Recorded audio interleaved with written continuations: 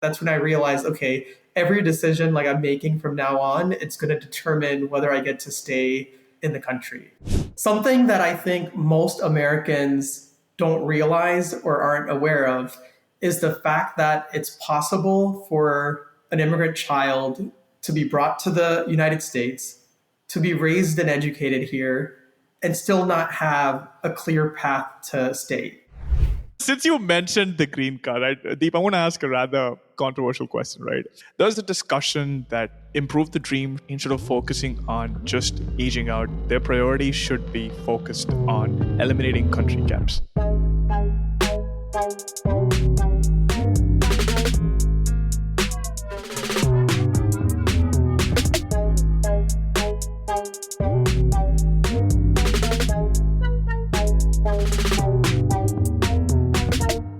Hey guys, welcome back to another episode of Area 51. What's happening, Sanjay? I don't know, man. I think we've been doing a lot of this stuff. How many episodes have we been doing so far? Today is a milestone episode. We hit the big 2-0. Oh, wow. 2,000 episodes. That's amazing. No. Not there yet. Just 20. But we're getting close. We're on our way to beat Joe Rogan. But aside from the 20th episode, we have a very interesting guest on our podcast today. Somebody who's been doing some phenomenal advocacy work around backlog issue that's affecting a lot of kids in the US. And I'd like to welcome Dip Patel from Improve the Dream on our podcast. Hey, welcome to the show, Deep. Hey, Sanjay. Hey, Rahul. Thank you so much for having me. No, absolutely. Thank you for everything you've been doing for the immigrant community, man. I swear, it's phenomenal. I'm telling you, like a couple of years down the lane, when people start looking up the word dream after MLK, they'll see your name and your photo. Right? Oh, wow. Or maybe at least the Google SEO results or something. If it's even 10% of that, hopefully it means that, we've accomplished all the goals that we've been going for. So thank you. Let's start about yourself, Deep. Do you mind giving our viewers a quick introduction about yourself, a little bit about your background so they know? I'm sure a lot of people do, but just for the folks who don't, do you mind giving us a quick intro? Yeah, so my name is Deep. I'm currently a pharmacist in Illinois. My journey has been that I was born in India. When I was 4 years old, my parents first moved to Canada, and then a few years later, they moved to the United States to start a small business. And unfortunately, the visa that they came on didn't lead to a direct green card. So they're still here, but we were here for many years without a path to a green card. So it's a little different than someone being sponsored on an H-1B and then in the green card backlog. But similarly, I grew up here as a child of a long-term, a lawful visa holder. And because my parents were unable to get a green card by the time that I turned 21, even though I had done most of my education in the United States, I had to find my own way to stay. So I aged out. And fortunately for me, after a lot of different obstacles, I'm at least able to have a temporary status. So I'm now on my own H-1B with my healthcare employer. So that gives me that temporary option. But obviously, because I was born in India, I'm still in that back of the backlog. So yeah, that's just a snippet of my story, but looking forward to discussing more. Awesome. Did you always know that you were on a visa growing up? Because I'm assuming you must have moved to America around the age of 10, 11. Yeah, I was 9. Right after I finished 4th grade, we moved to Illinois, and it was a big change for me because, I was in 4th grade. We thought I was moving, but I had no idea about the visa at the time. I assumed that I was going to be an American. At that age, when you're going through 4th, 5th, 6th grade, like I was playing sports, and during the summer I played baseball. I was encompassed in like all the activities that kids that age do. I didn't really think of the visa being an obstacle. And at that time, my parents had to renew their E2 status. That's the visa they were on every 5 years. So it wasn't something that came up that often, right? So I didn't think much of it. I actually assumed that I'm like going to be a citizen like everyone else, all my friends that I made. And it wasn't until entering high school and getting a driver's license where I faced an obstacle in obtaining that license. Are you serious? Yeah. And fortunately for me, it ended up just being a delay because the school hadn't come across someone in my situation. Basically, there was like a driver's ed course and that the school provided. with as a class. And I got kicked out of that class and delayed it by a semester. But that was my first introduction to some sort of a major obstacle, right? Impeding what I would have otherwise done. Fortunately, in the state of Illinois, they had something called a temporary visitor's driver's license, which I was able to get. It was still different than my peers, but I was at least able to get that.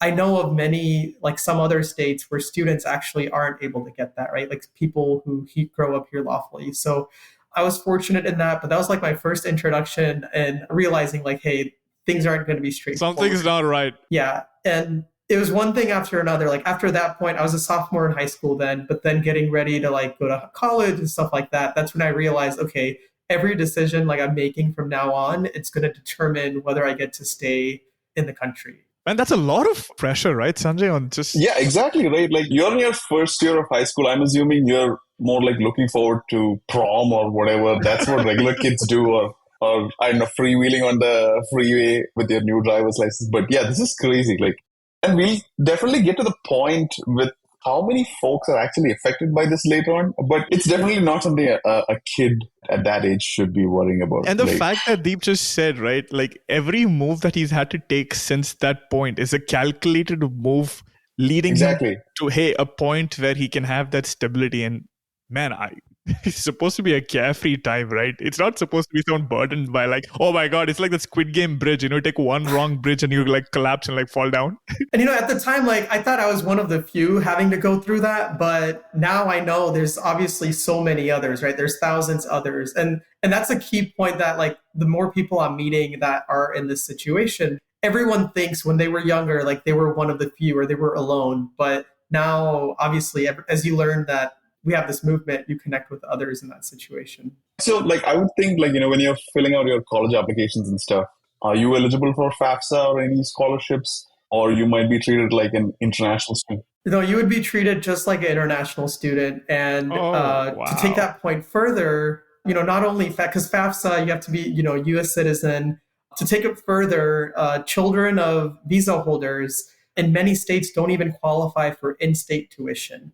And it's frustrating because, just as an example, California, there's a lot of other states, but in California, for example, they even have something called the California Dream Act, where from looking at it, the purpose of it is to allow immigrant students, regardless of any status, to get in-state tuition, right? If they grow up in the state.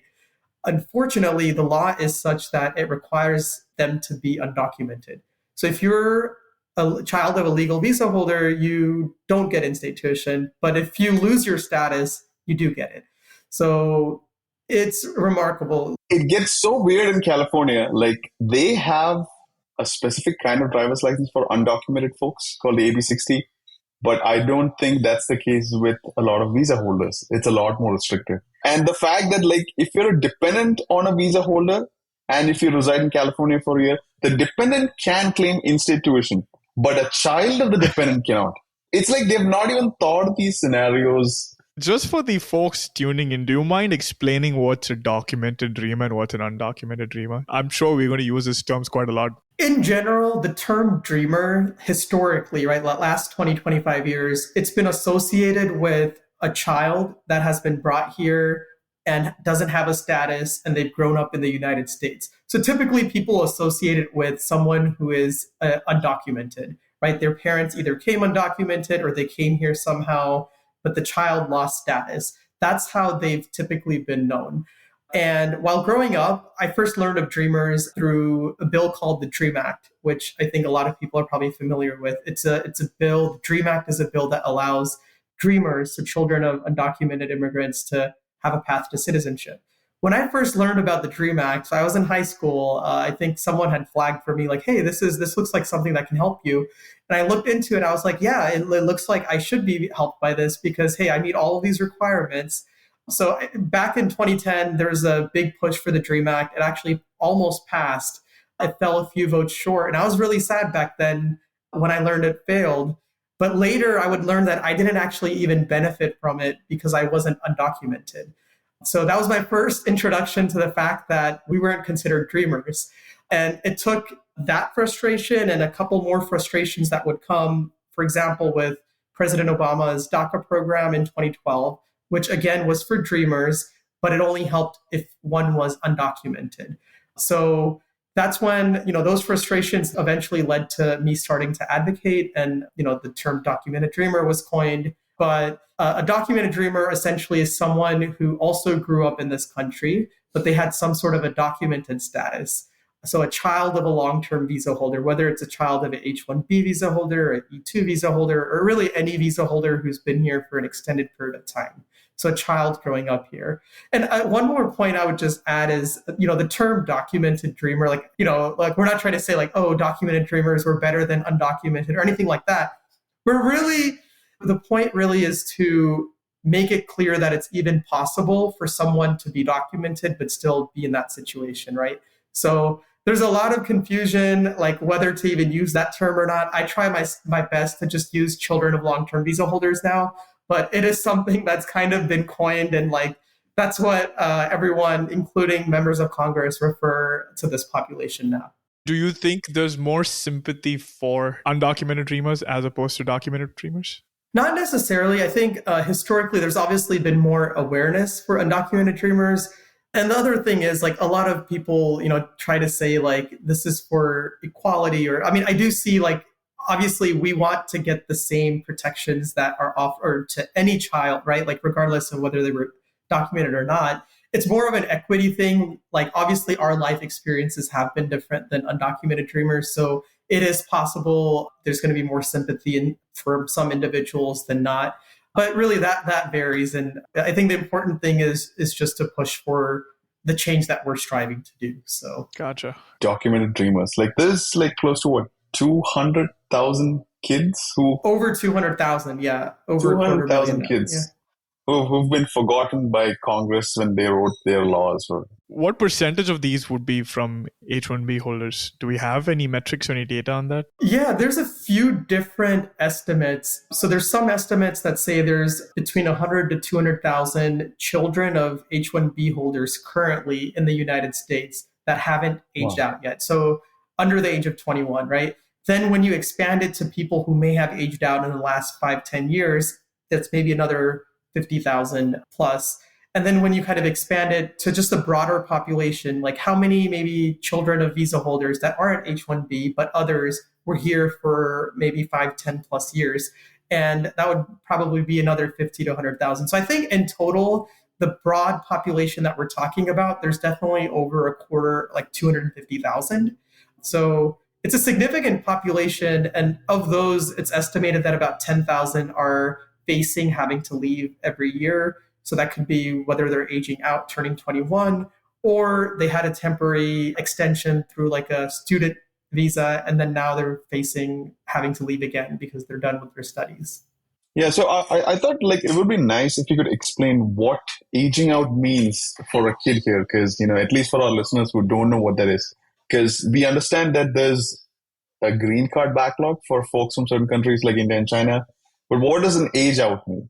So I'll try to explain this in kind of a broader term first. So something that I think most Americans don't realize or aren't aware of is the fact that it's possible for an immigrant child to be brought to the United States, to be raised and educated here, and still not have a clear path to stay, even if they've always been here legally, maintained lawful status, did all their education through elementary school, middle school, high school, college, and then they can still be kicked out of the country. I think regardless of how that happens, the fact that that happens is very significant, and it shouldn't be happening, right? When the immigration laws were originally written, none of them were saying like, okay, let's create all these visas and then let's make sure that these kids grow up here and then we're going to kick them out. Like that doesn't make any sense, any logical sense. No one would do that, right? Yeah. The reason this happens most primarily is because of the green card backlog, which is caused by per country caps, right? On countries like India and some others, majorly affecting Indian immigrants, people born in India, because when they're brought here as children of those visa holders who are then sponsored for a green card, because their parents face a 7% country cap, it's going to take them decades to get a green card. And then the children in that time, if they turn 21, before their parent gets their green card. So they've already applied for it, but they don't get the green card until the child turns 21. that child is going to age out and then they're treated like a brand new person here for the first time. It doesn't matter they've been here for 20 years. It doesn't matter they were just a baby when they were brought here. It doesn't matter they did their education here. Their application is just thrown out. They're treated like a brand new person. So it's something that just doesn't make any sense. I mean, if you think about it, if you leave like that and you come back on a brand new visa and you get into like an EB2, EB3, you're pretty much never getting your green card this lifetime, right? Because with the backlog is another 30, 40 years. You're not. Yeah. And what you said, right? That's the best case scenario for the vast majority of people. Let's say someone ages out at 21. They're lucky enough to extend it through education. Even that actually is a struggle for some because they've grown up here. The F1 is a non-immigrant, non-dual intent visa where they technically can be denied because they've spent all their time here. It's not too common, but I have heard of some cases where people are denied because they don't have ties to India or another country. Best case scenario, like you said, let's say someone stays, let's say, they're lucky enough to get sponsored for a visa after they graduate.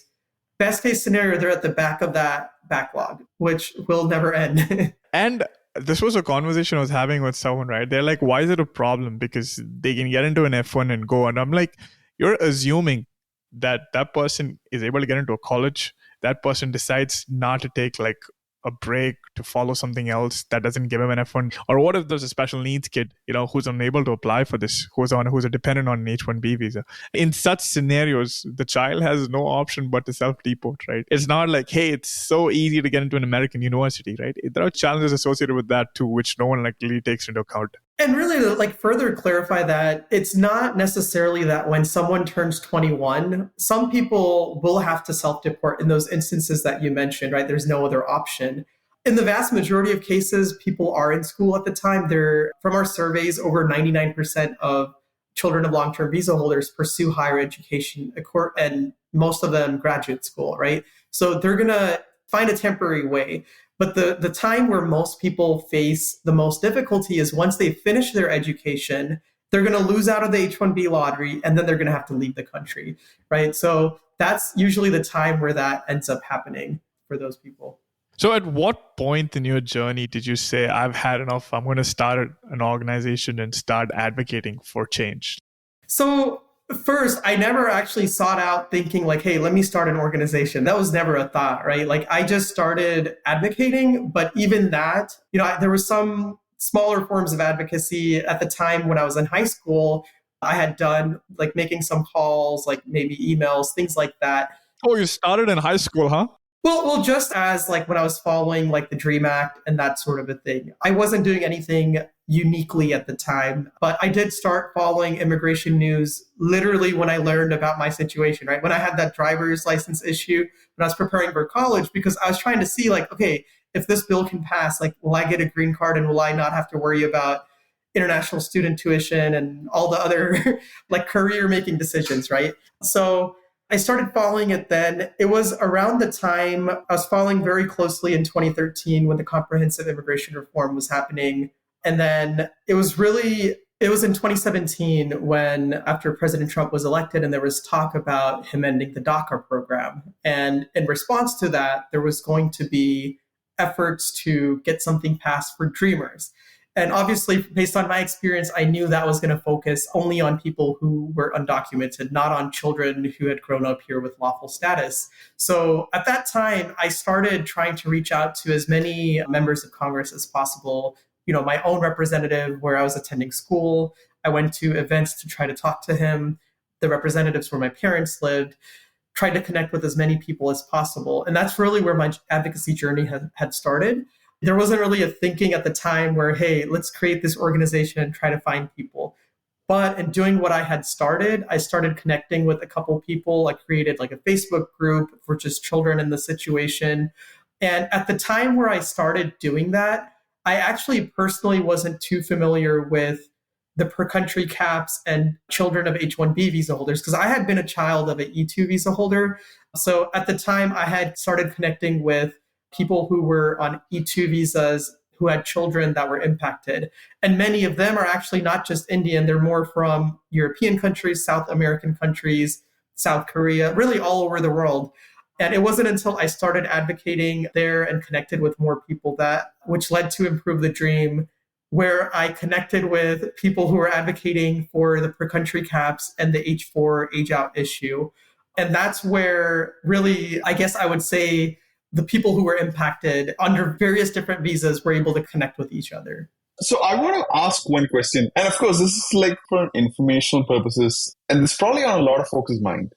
So when typically the path is children who are on long-term visas.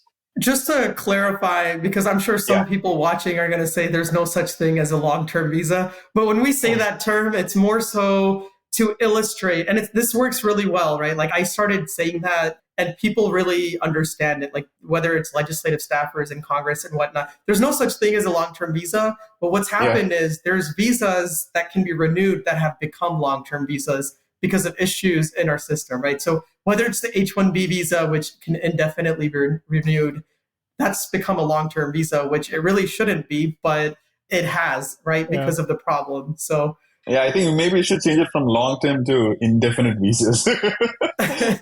So my question is, children who are on these visas either have the option of aging out or transferring to a different visa and, scrambling to find out the very limited options that they have to stay in a country that they've known their entire lives and they've lived their entire lives. My question is let's say you go out of status. And I know this is does that make it like a criminal offense for them to become undocumented because they age out? And then the repercussions are, very different from kids who are already undocumented in the US. But just by what Deep said, he gets more privileges, right? If he becomes undocumented for like a day or something. I don't want to say that. Don't quote me on that. But what I would say is that the main thing is when obviously, if someone has been brought here with an undocumented status, they don't have a lot of privileges. There's states that have offered certain things that are stock up for some individuals that provides work permits. But until laws change, technically, for the vast majority of them to obtain any sort of a legal visa, like a H-1B or something, they would face a 10-year ban, right? Like if they leave the country to get a legal visa. So what would happen if someone who aged out and then instead of leaving the country or finding a different status, let's say they overstay and just stay in the country, after they hit the 1-year mark of overstaying, they'll be hit with the 1-year ban. 1 year or 10 years? So once it's 6 months. It's 180 days. It's 180 days. It's a 3-year ban. And then 365 days, it's a 10-year ban. So, I do want to just note, vast majority of people who age out, they do not overstay. From our survey, I noticed that less than 0.1% of people overstay. They either leave the country or they'll find a temporary visa to be able to stay on to. And really, this, going back to your initial question on how Improve the Dream started, right? That frustration of how does this make sense? Just jumping on visa to visa and no one is paying attention to this, right? So in my time where I started reaching out for advocacy, I actually reached out to many federal immigration groups and organizations that seem to be working on the Dreamer issue. Unfortunately, it was without any luck because no one seemed to care. There was no responses from most people. And it just seemed unless I just tried to start reaching out and doing this on my own, no one was really going to care about it. So that's really how it ended up starting. And you just took it into your own hands, huh? You're like, you know what? I'm just going to do it myself. I love it. Yeah, I love that. The personal agency that you've brought into a cause like this, it's amazing. And that's one of the reasons, we love what you do. Because a lot of folks were probably in this situation. A lot of folks probably ended up self-deporting themselves. But at least there's a lot more awareness today about this. And, we have found out 200, 300,000 plus kids. And it's crazy to think that it started only in 2017, Sanjay. Right? I was looking at his website. It's till 2017, no one thought about it. And then, it's crazy. Props to you, man. Thank you. I mean, the hardest thing in that is I honestly didn't know how to advocate, right? I just started reaching out. So I was attending pharmacy school in St. Louis. And I actually attended a event with the member of Congress. And that was the first time I was doing some sort of an advocacy. And I wasn't even sure, is this okay? It was scary, but I learned okay, there's going to be obviously a lot of failures. I sent tons of meeting requests, emails to hundreds of people probably. And initially, you get maybe a handful that you meet with. But, one or two of them who seemed like they really were touched by the issue and they understood that this made no sense, that gave a little bit of hope, right? Like at the time, I was like, wow, this is going to get done. Obviously, I was a little naive back then, but Then you went through the trough of disillusionment where nothing happens in Congress. it's like small steps that led to realizing like, okay, at least what I'm doing is like going in the right path. And there's going to be little victories that we'll have to take. But yeah. That's cool. So let's talk about your org a little bit, Deep. How many people do you have? Like, you've run a very effective organization. So like, how many folks do you have that help you run this tight ship? Yeah, so there's a few different ways of looking at it. As far as in the organization, I would say there's thousands of people, but as far as on a active basis, we have internal team calls every month. I would say there's a few dozen people that are very active. And then we also have different project-based teams that work on certain things like digital strategy and on the tech side of things and other areas. But for the most part, it's one of those things that I realized early on, it's very hard when the vast majority of people are either high school, college, or yeah, grad students, right? It's very hard. So it's really one of those things. We've done our best to create kind of like a thing where people can help as they wish to, but it also has there's still strategic plans in place where we can accomplish certain projects or certain goals. And that's always evolving, right? Whether there's a certain goal that's changing, something that doesn't change, though, something that's constant, that if there's one thing that I want everyone who learns about Improve the Dream, or everyone who is in this situation that doesn't want to advocate, but just wants to at least connect, take the Children of Long-Term Visa Holders survey, join the Slack community for Improve the Dream so you can connect with others when you personally need help, whether you want to be supported or need resources, anything like that. And then just share your story, whether it's via email, over the phone, or through a virtual meeting with your member of Congress's staff. Just doing that much, I think, really makes a difference and keeps helping, spread this all across the country. So there's different levels of involvement, but I think any level of involvement is very appreciated. And all of the stuff that you are doing, that came out organically as you found other folks and you've brainstormed ideas and stuff, or Absolutely. And I'll say the vast majority of people I was able to connect with after 2020, I would say 2021, when the bill was introduced. So America's Children Act for the first time was introduced in 2021. And that obviously was able to bring a lot of news stories on this issue, national attention, and those news stories helped people find the community. And this is by Congressman Deborah Ross from North Carolina, right? Yeah, Congresswoman Deborah Ross. She was the first. And, I've been asked, why did it take that long for a bill specifically, for the first bill that specifically, ends aging out and fixes what I was trying to do. I started pitching this idea back in 2017, right? At the time, the hardest thing was finding a member of Congress who's willing to say, you know what, I want to introduce a bill on this. And it took that many years to go from the framework that I was pitching to finally get it introduced. But I can't say enough good things about Congresswoman Deborah Ross, because if it hadn't been her taking a chance and saying, you know what, I want to champion this issue, it would have been really difficult to get it this far. I don't know who would have been the champion, right? And if I may ask, was this a cause that, she came to know about it and then she initiated, or was there also a fact that in North Carolina, you had a large number of children who were aging out? Was there any statistics around that? There were some children that I was connected to in North Carolina, but not necessarily that I was connected to in her district. But it kind of happened so that I believe she had run for the Senate seat a couple of years prior. And in that time, I think she had just heard from a lot of constituents that were impacted about the issue. Their team was familiar with this issue. And at the same time, I was kind of going around pitching this idea, saying hey, I want this bill to be introduced, showed the draft, showed the framework. And it was just a happy, perfect timing of meeting someone who wants to help, and them also realizing that, hey, there's this large community ready to push for this. And That's what made it happen. That's fantastic. What's been your strategy like after that, Deep? I mean, you guys have somehow managed to get bipartisan support for a lot of the causes you're championing, right? I mean, one thing I'll say is like the hardest thing was really to get that introduced because, even in the Senate, later that year, we got it introduced in the Senate too.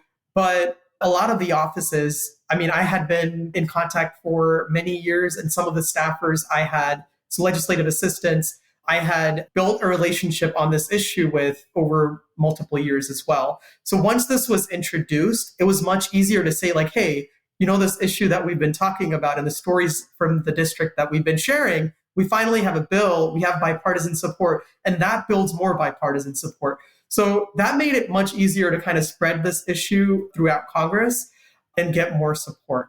So it eventually boils down to you just being able to make good friends with people. I would say that is true. Making, whether it's what level of friendship that is, it's built upon them realizing the issue that you're explaining is worth fighting for, right? If the person that you're telling the story to believes in what you're saying and believes that, hey, this makes no sense, this will make America better, let's do this, that increases the odds of getting it done, right? You won't be able to meet with a senator or a member of Congress directly too often or all the time. But if you can make the people on their team believe in it and fight for it, it can happen. So do you think that element is missing with the strategies employed by a lot of other advocacy groups? Because it's probably not fair to do so, but correct me if I'm wrong, but when I look at the progress achieved by different advocacy groups right now, I feel like Improve the Dream's up there. Like, you guys have set the gold standard for advocacy in a way. I think it speaks a lot, about Deep's agency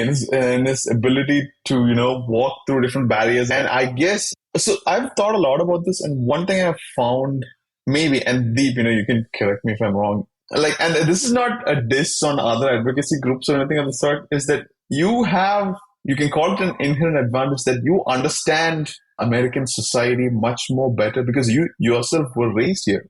Like, you understand how people think and act, and in terms of senators or legislative staff or the cultural element around than a first generation immigrant. I technically don't see children of long-term visa holders as, first generation immigrants. I see them as they are children of immigrants, Yeah, they're Americans. And of course, that's nothing compared to, the amazing skills that you have in like communicating this stuff with.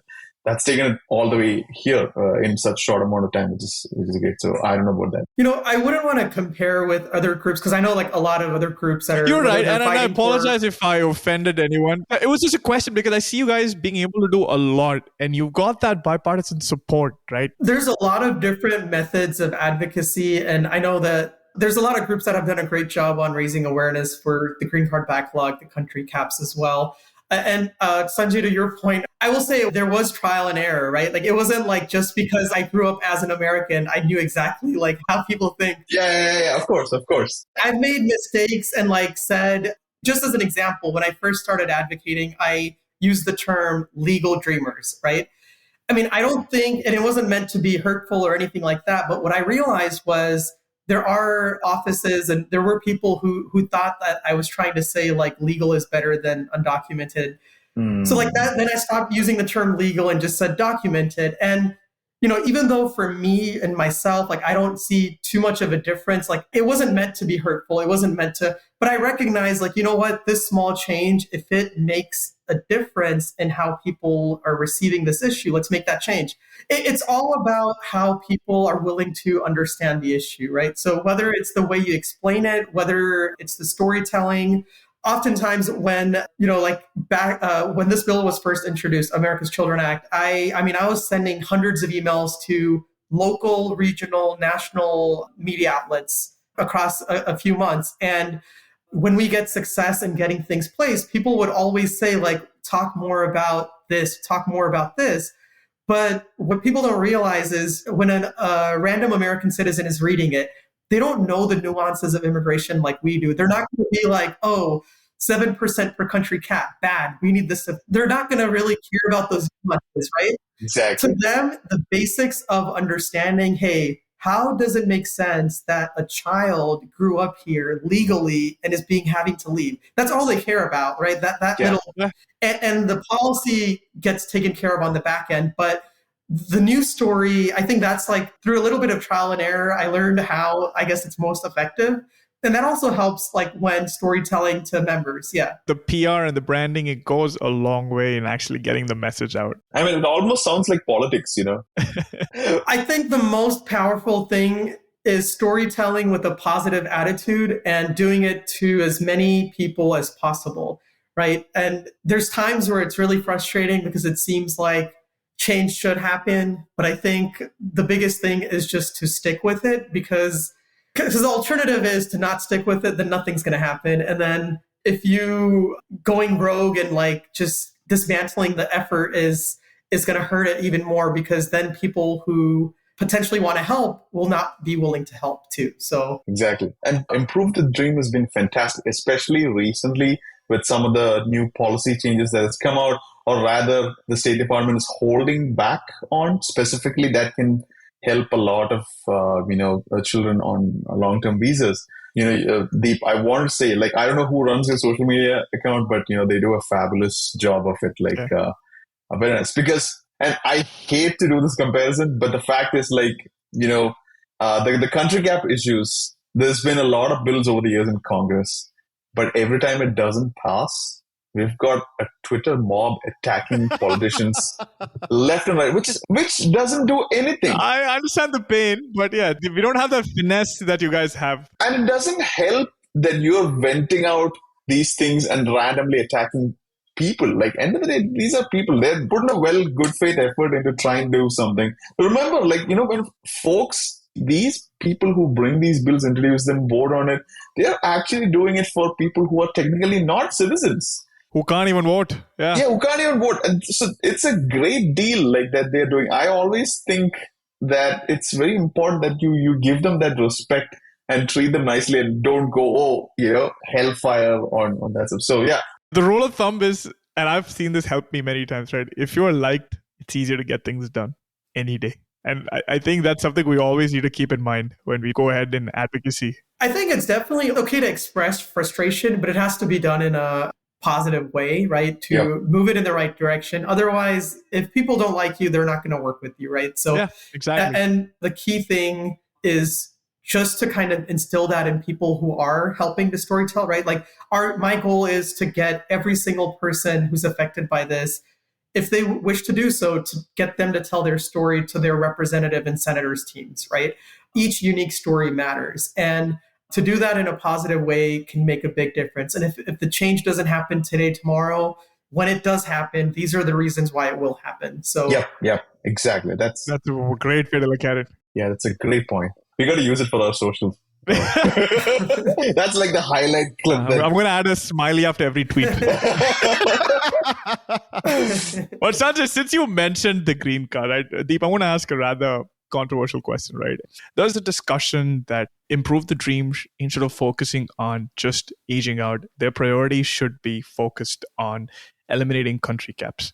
Because the discussion was that is the root cause of all these problems that these documented dreamers are going through, or the children of long-term visa holders are going through. If that problem does not exist, you don't have this. So instead of trying to advocate for many different things, their primary focus should be removing country caps.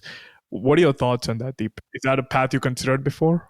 So as far as the advocacy on country caps go, like when I started advocating, right, like initially I started learning a little bit more about it, but I also saw there's a lot of people fighting for this. And at the time, my whole advocacy started on this idea that literally no one was fighting specifically for ending aging out and no one was willing to help on it. And that's where the focus was, right? But that doesn't mean that I also don't support ending per country caps and that I haven't also advocated for it. What? Seriously? In fact, just to kind of illustrate, the current situation is that it doesn't seem like per country cap removal is happening, right? It hasn't been moving in the last couple of years. Instead, a temporary solution could be that at least people who, and that's what a lot of people have been hoping for, right? Like EADs, right? Get EAD, be able to get early file EAD, or in some way get EAD with advanced parole. Just a couple months ago, we worked with a bipartisan group of senators and House representatives. And the number two ask in that was actually EADs and advanced paroles for people in the green card backlogs, people with approved I-140s. I don't think there ever was a letter like that before. And it was so beautifully done, Deep, because it was packaged and under part of a larger initiative. And it was just very nicely done. And from a lot of folks, I don't know if you got it, but from a lot of folks in the green card backlog community, we just wanted to say thanks for including us in that. No, of course, there's no need to say thanks because there's not a story that is told where the per country caps or other reasons, like some people are affected by other visas, but there's not a story told without explaining the root causes, right? It's not possible to do that. But it also doesn't mean that a bill that is solving the per country caps is fixing everything that America's Children Act is trying to fix, right? And one, I think, misconception, and again, I'll just preface it by saying that I personally obviously supported the per country caps bill when it was getting marked up in the House Judiciary Committee last year. We even wrote a big letter of support. But the main thing that I want to just clarify for a lot of people is so there's something called the Congressional Research Service, CRS. They do a deep dive into any issue or bills that are proposed or being voted on. And according to even their nonpartisan review, it shows that the country cap removal wouldn't actually end the backlogs. It would just spread the backlogs out, right? So instead of, I don't remember the exact numbers, but instead of India having a 100-year-long backlog, it might be a 10-year backlog for all countries. 20 years from now, I think the estimate was it's even longer than that. So like maybe like 15 years for all countries. Again, I don't remember, so I'm kind of making those numbers up.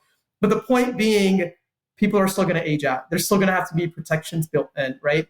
Yeah. And the country caps bill did have some protections, but it wasn't in the way that I wished to get done. So my hope would be, yeah, let's pass that sort of a bill, but also let's pass America's Children Act, because I do think that any child who grows up here, regardless of what visa status their parents had, whether it's H-1B, whether it's an E-2, that child shouldn't have to leave the country. And that's really what the purpose of America's Children Act is. And that's exactly the thing, right? You put it very accurately. It's even solving the country cap issue is not going to fix the issues for long-term visa holders' kids. For everyone, yeah, for everyone, like especially folks on E2 visas or even H-1Bs for that matter. Like it's going to take a long time. So this is a whole different issue than what the EB backlog country caps and yeah, absolutely. And it's not a zero-sum thing, right? It's not like Congress is deciding we'll only pick one immigration bill for the next 2 years to debate and argue on. Like there can be multiple bills, and yours is one, and there's others. So yeah. Just to reiterate a point that you said, when you advocate for your rights, right? People are going to take a look at what's the root cause for causing this. And as a byproduct, there's going to be spotlight from an advocacy standpoint for country caps. So that shouldn't be ignored. And the other point is, and obviously, like, I'm not creating this sense of what's happening, right? Like, it's something I've identified. Unfortunately, the root causes like the country caps and things that are leading to the green card backlog, they're identified as something that should be a part of comprehensive immigration reform now. Now, I don't personally agree with it, right? Like, I wish each bill could be a piecemeal. I wish they could put America's Children Act up for a vote in that, because I know that would pass, right? I think the country caps bill probably would pass too. Other bills like that too.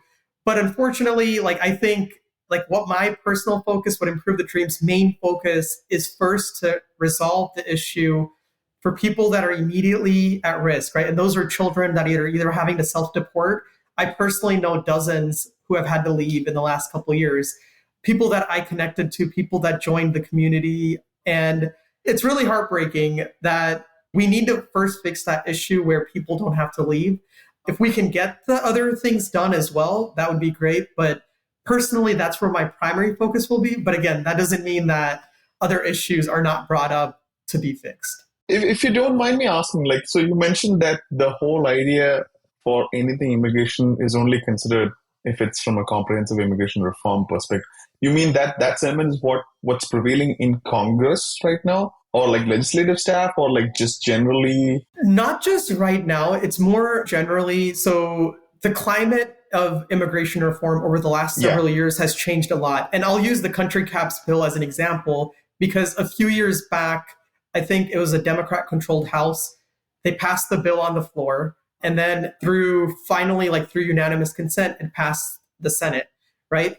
That same bill the following year, and people can throw blame all around. Some will say like Democrats messed it up. Some will say Republicans added a poison pill. The next year, Democrats brought it up, the same bill, for a vote in the House. Sorry, not for a vote. They were going to bring a vote, but apparently there weren't enough votes because all Republicans were voting against it, or the vast majority. But there was a markup. There was a Judiciary Committee markup. And the former supporters of the bill were also not supporting it anymore. And to me, without getting into the politics of it and all of that. We did an episode on this, right, Sanjay? Yeah, that was the Eagle Act. Yep. And that just shows you that, unfortunately, like something major has changed, right? Their attitude towards this has changed, where on a piecemeal, right now, it's going to be really hard. I never say impossible because I think everyone should keep fighting for what they believe in, what they think should be fixed. Tell your stories, try to fight for it. But unfortunately, it's a little bit more of an uphill battle in that sense. So overall, Congress as a whole, it's at a point where comprehensive immigration reform is, first, it's very difficult. Things have to happen on a smaller thing, but a lot of members are going to say piecemeal, but they're going to think like fixing the per country caps issue is too big right now. Like that's the area it's kind of at. But that doesn't mean to stop like fighting for it, right? Because we need to keep pushing for whatever issues that you think is going to best fix it for yourself. So we know how difficult it is to pass bills from the House and the Senate and stuff. Are there any administrative actions that could be targeted to improve what you guys are going through right now? So there are a few overall actions that would really help. And those were a part of the letter that I mentioned earlier, the bipartisan congressional letter. Right. Senator Padilla, Durbin, Representative Ross, others had led. But the number one ask in that was to do a deferred action on a case-by-case basis for children of long-term visa holders. That is a non-regulatory policy manual clarification that USCIS can do that would allow people facing aging out to apply and receive deferred action with work permit. So it might not be for everyone, but anyone facing that urgent situation where they're not going to have any other status, at least it lets them stay in the country. It gives them work authorization, which they don't have currently, right? And that actually would help people in states like California where they're attending school. They would now be eligible for in-state tuition too, which they don't get current. So there's a lot of benefits there. Another action is compelling circumstances EAD. That we've actually been successful in having that in a proposed regulation that has been pending for over a year now. Unfortunately, they haven't published that proposed rule, and it doesn't look like it's going to happen until after the election now. So that's at risk, unfortunately. And I did publicly voice my displeasure, and Secretary Mayorkas and DHS pushing that as long as they have, because Secretary Mayorkas, under multiple hearings, testified that he was going to look at those things and do it. So it's frustrating that it hasn't happened, but we're hoping that it's in a couple months that does happen. We mentioned the EAD advanced parole for people with approved I-140s. Unfortunately, that requires a new regulation. So I don't think that would happen until the next administration. Another action that they could do is priority date retention for children of long-term visa holders. This is something that actually went to the Supreme Court back in 2014. And what the Supreme Court said is they're going to defer it back to the agency and allow their interpretation because the current law is too ambiguous. And this would allow people who age out to later be, when they're sponsored by their parents under like F2B, under the family base, they would retain their priority date they had as a child. This would help a lot of people, basically everyone who ages out, so because they can retain their older priority date. This is something that a lot of legal experts, and I think the administration can easily do. It would be with the Department of Justice, but they would just have to overturn their own interpretation of it and just give their new interpretation. So with the new Chevron ruling, that seems like it could be possible, right? Actually, it's kind of confusing because Chevron, so the reason that the courts actually deferred it back was somewhat based off of Chevron. So technically, with the Chevron ruling where they overturned Chevron, where they're no longer going to defer it back to the agency, they would have had to make a call. Like the Supreme Court justices would have had to vote in 2014. They would have had to say, okay, what is it? How are we voting on this? They wouldn't have been able to just push it to the agency. But because they did push it to the agency can just take whatever interpretation they want. And it would be safe until someone decided to do a lawsuit on it, which really there wouldn't be. I mean, it's such a minute thing. I don't think it would be under risk, which is why I think the administration should do it. The other option is someone who is impacted by this could sue them, wait for it to go back to the Supreme Court, but that would take years. That would take 4 or 5 years. Yeah. This is something they could do in the next 2 weeks if they wanted to. So Well, I'd say you're a bit optimistic on the fact that nobody would sue someone because we've got, all those tech workers, USA folks who have got, I don't understand what sort of a vendetta against just regular people making a living in the US that they got to go all the way to the Supreme Court for the H4 EAD and stuff like that. So yeah, there's some crazies out there as well. So we are definitely hoping that this regulation comes out before the end of this year and that actually solves a lot of things just through, policy change rather than having to go through Congress, which pretty much seems to, be stuck in a very complicated loop. Is there anything that the people listening to this episode, even if they're not a documented dreamer, is there anything they can do to help create awareness for these administrative actions? one thing I would say is on the website, so improvethedream.org, there's a take action and a send letter to Senate button where it takes less than a minute. You just enter in your zip code, your details, and it'll automatically have a letter sent to the senators from your state. And then if you're someone who's either impacted or you know someone that might be impacted, if you can just share the link, the survey link, it's improvethedream.org/survey. Let people know that whether it's in your WhatsApp groups or your circles, let people know that if someone is impacted by this, impacted by aging out or the green card backlog, please just take the survey, whatever level of involvement they want, whether taking an action, or if there are a student that's impacted and they would like support by joining the community and connecting with others, they're able to do that as well. So those are the simple ways that I think everyone would be able to help. You guys are primarily donation based, right, Deep? So we actually, until very recently, didn't even collect donations. Oh wow, really? It was. So you were doing all those travels on your own dime? It's still on my own dime in that sense for myself. We did recently in the last couple of years for when we did larger advocacy trips, we accepted donations to start subsidizing some travel for students that need it on a need basis. But other than that, it's a volunteer-led organization. So basically all the efforts have been through our own hard work. Yeah. That's phenomenal. Amazing. Yeah. And I hate to say it, but you're doing all this stuff at such a young age. Like, it's great. Like, you've probably given a lot of courage and hope to a lot of folks who probably weren't even aware that there are other folks like them, which is fantastic. So I absolutely hope you are successful in this and that America's Children's Act passes in the future. And that hope and courage and just the stories of others is really that, like, what kept me going, like in the earlier years of, not having a bill introduced, pushing it for 4 years, not really getting change that I was hoping to, but knowing that, hey, like more and more people are connecting, like there is a positive change. That really is what I think kind of keeps me pushing and lots of others that are a part of the community now. What are your future plans for Improve the Dream? Do you have anything lined up next? I know we've got just a few more months before the session ends. So the core plan is always to continue trying to get as many unique stories told to as many people as possible. So that starts with obviously the member of Congresses or the senators' teams, right? But also the local media or whether it's in the local areas. Just recently, we actually did a bipartisan letter with the Wisconsin State House and Senate. We had a little press conference to kind of spread awareness with some Wisconsin stories.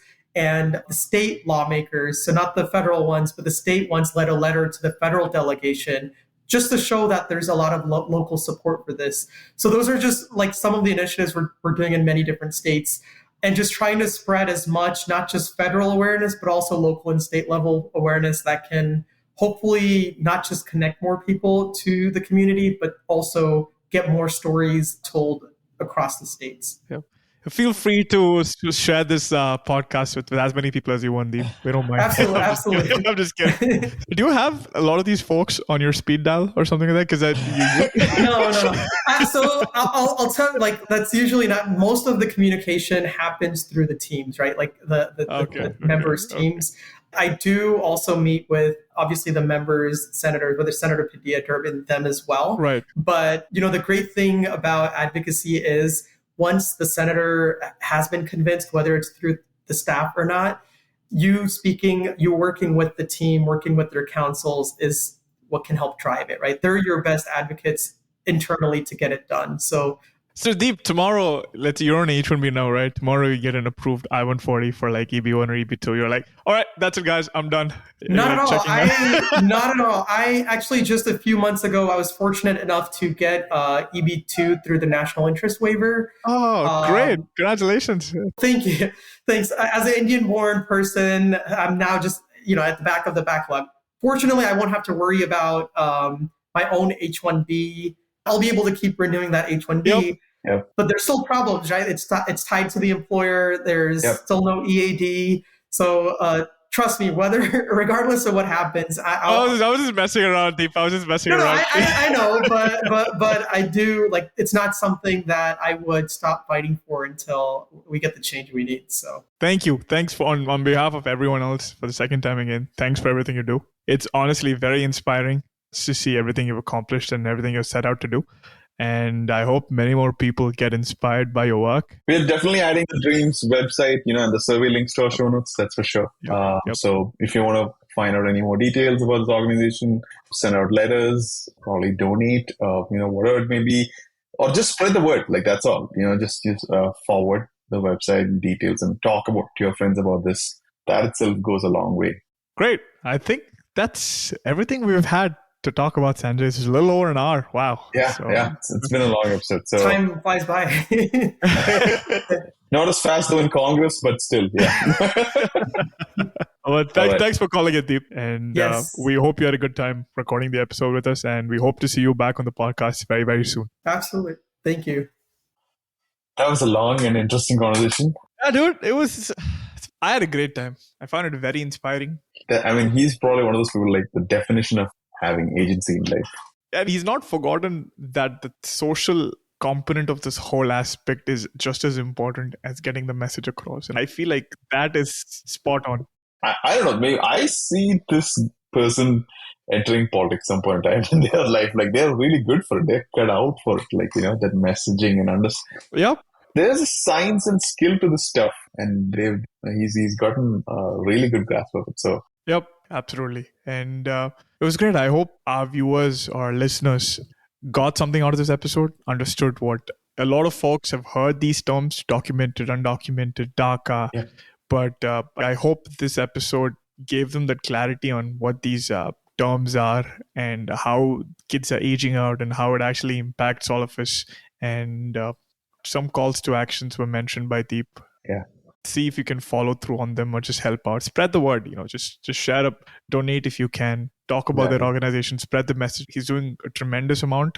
And I think every little bit that we do, be it in terms of supporting and sharing on social media or, by any other means, will definitely go a long way. Absolutely. And even if you may not be somebody who is affected by it personally or, it's important that it's so frustrating that the issue is not big enough that it's affecting 100 million people, but a 250,000 kids are stuck.